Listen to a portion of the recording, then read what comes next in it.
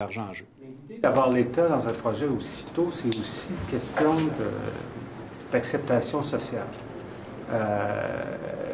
C'est l'argument que le gouvernement sort, c'est un argument qui, à mon avis, a un certain sens, c'est-à-dire que les Québécois n'accepteraient pas que l'île Anticosti soit, disons, exploitée par seulement l'entreprise privée. Mais encore une fois, moi, je suis d'accord avec la participation de l'État dans les entreprises d'exploitation pétrolière ou gazière. Je souhaite que ça se fasse. Toute la question, tout le jeu est de déterminer le moment où vous choisissez de prendre le risque. Et vous ne le prenez pas pour vous, vous le prenez au nom des contribuables du Québec.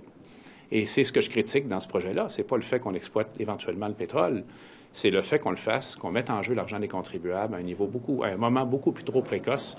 Alors, je vous recommande en passant de lire ce rapport. Je sais que c'est un peu aride, là, il y a des tableaux, et on voit les différentes possibilités d'estimer bas, moyen, élevé. En passant, ce qu'a choisi de publier le gouvernement, c'est d'estimer élevé, qui a à peu près 10 de chances de se réaliser s'il y a du pétrole. Je vous donne ça en passant, là, vous pourrez le voir dans le rapport.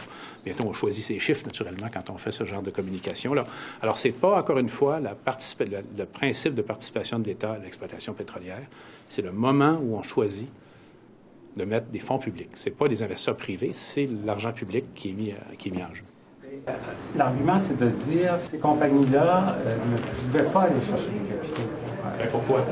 Parce que, justement, la question des se pose. risques, mais aussi du risque réglementaire.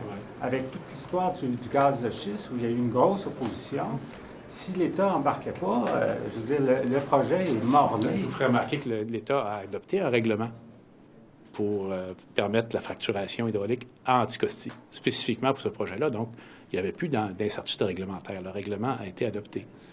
Mais ce que vous soulevez, M. Tursac, c'est assez central.